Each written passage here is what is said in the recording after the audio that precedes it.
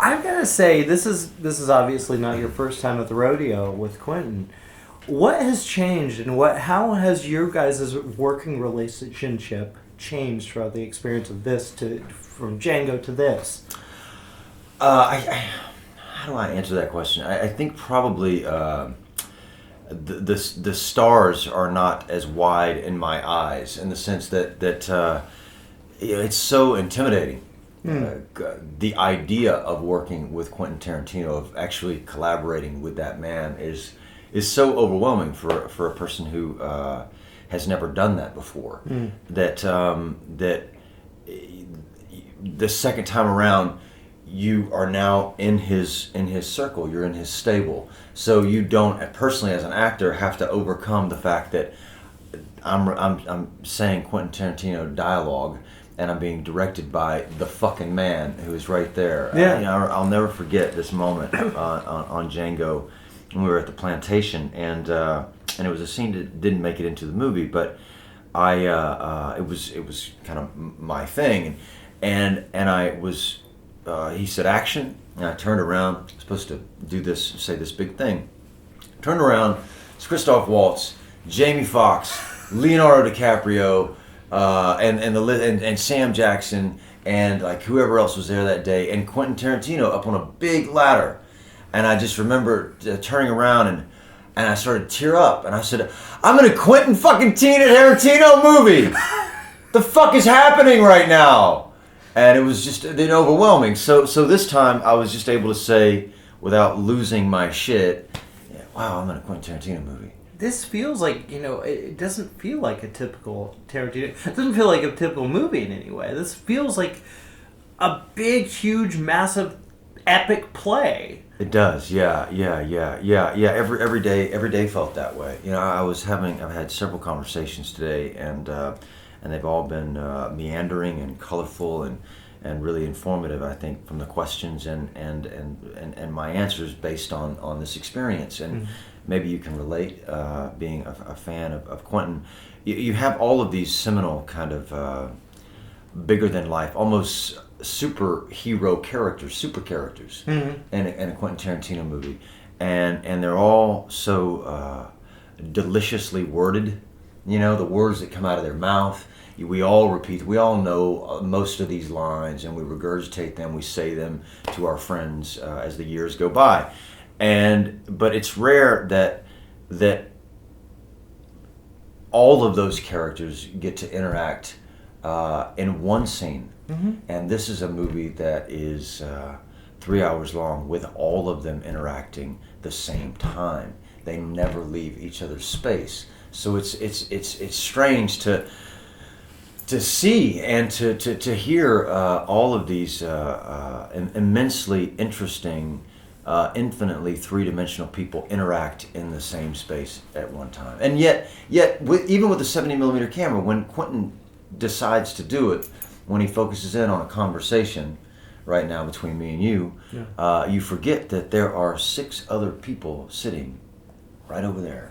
This character, you really get a chance to play with the sheriff. I do. How did you approach him, and do you feel like you were, as an actor, kind of keeping a secret from the audience, that there's something that maybe we're not really seeing who this person really is? Well, yes and no. I think in fact, I know I'm keeping a secret from the audience, because I know I'm keeping a secret from my cast, because I know I'm keeping a secret from Quentin Tarantino. And he gave me the extraordinary gift of answering the first question that I had after reading this story, which was, am I the sheriff or am I not the sheriff? And he said, you need to answer that question, and I don't want to know the answer to your question.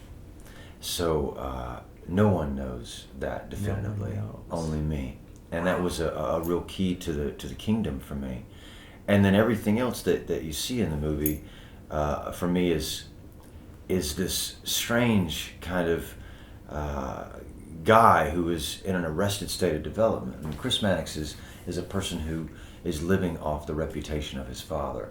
I don't believe that he is a man who's ever had an original thought, to be quite honest with you.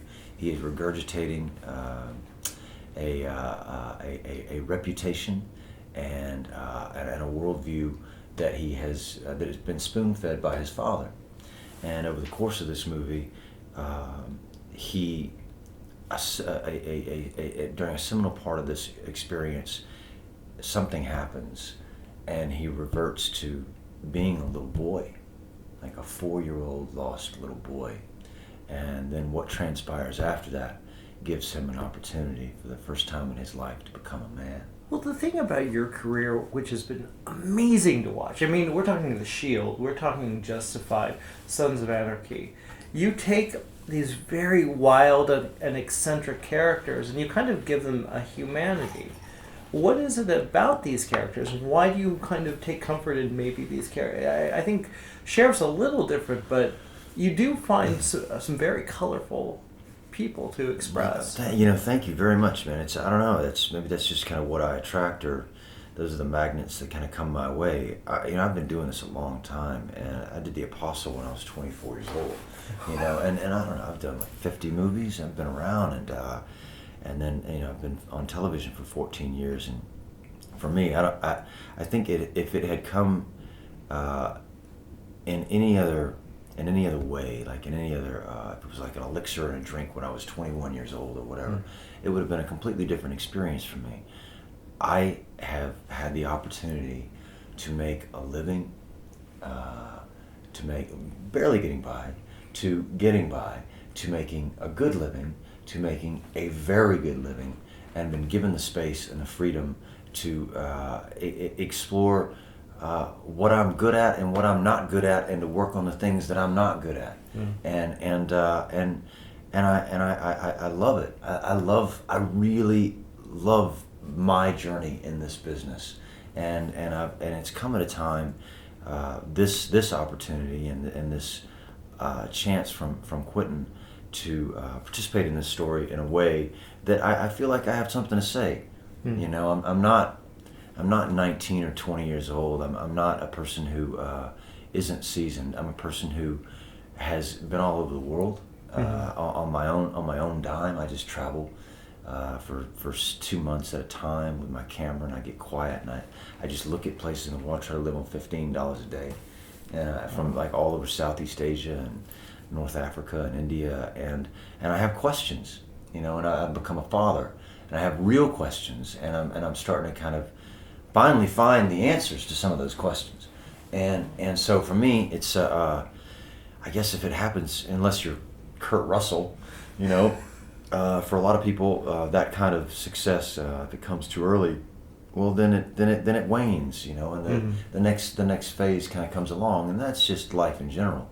But for me, I'm so grateful that this kind of exposure has been delayed, because I really feel like I have something to say and something to contribute. What was the one character that really made the difference and really showed people what you could do? Well, I wasn't given the chance to be leads in movies early on, and like a lot of other people, if you're Italian and you're 20 years old or 19 years old and you come here, well, you can bet you're going to be in a mob movie, or if you're an Arab, you're going to be a terrorist, or if you're insert a colloquial character here, and if you're from the South, you're gonna be a redneck, and you're gonna be stupid, and you're gonna say a few lines, and hopefully, if you stick around long enough, and story is the most important thing to you, then you earn the right to articulate yourself in a completely different way, and you get to explore the parameters, or not the parameters, but the nuances of a character. So for me, I guess if to really a long-winded answer to your question, The Shield really did that for me. Television was never going to be a place that I was ever going to flourish under a 3-network system. I don't look that way. I don't look like those guys. I don't sound like those guys. I don't talk like those guys. But it was the advent of programming on cable, and Sean Ryan and Scott Brazil, our producer, and FX really, who gave me a chance with Shane Vendrell, the character that I played on that show, to really flesh out what this guy is like. Really, it was a 7-year odyssey for me, and because I am very, very curious about the human experience, about fucking a lot of things, to be quite honest with you. Yeah. By nature, it gave me a chance to trip and fall and to get up and run, and to trip and fall and to get up and run, and to not have all the answers at once, to not try to please people, but to find out really who this person is. And so I think that's really the thing that changed my career, and that happened when I was 29. You just finished off a great run with Justified. How did you feel about saying goodbye to that character? I've been lucky, I suppose. I don't know if it's luck, because there is an inevitable emotional fall after any grand life experience. You experience the other side of that, which is you're not doing it anymore.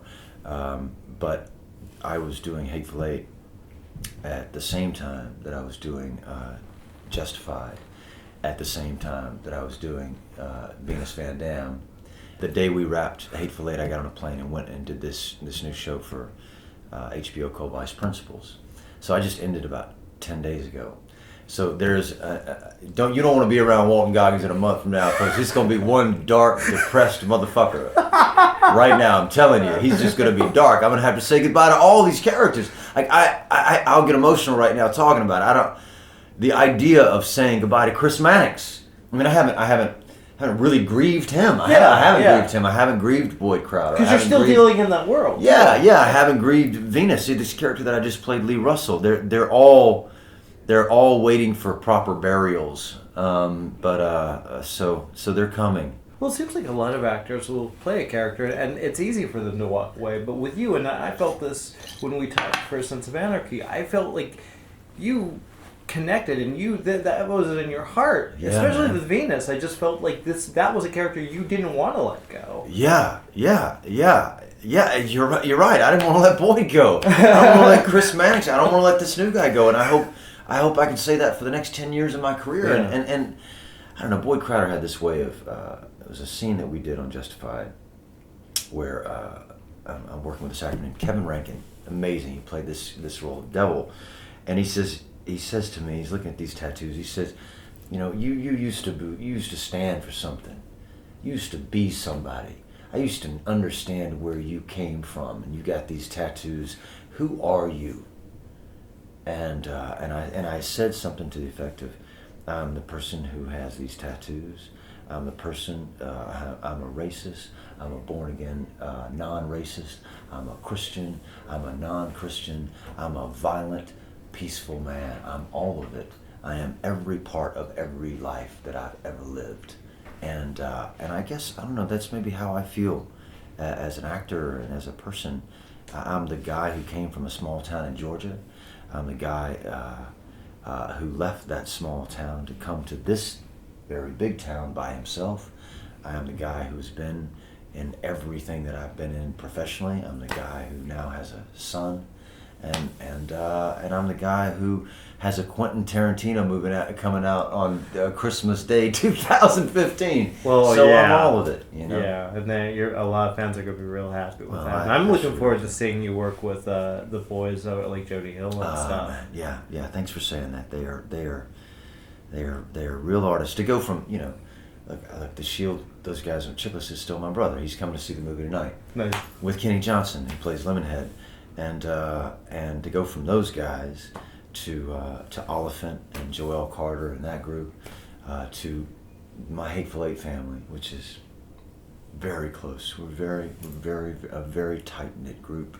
To Jody and to Danny McBride, who's like my brother now, and David Gordon Green. It's been a nice run, man.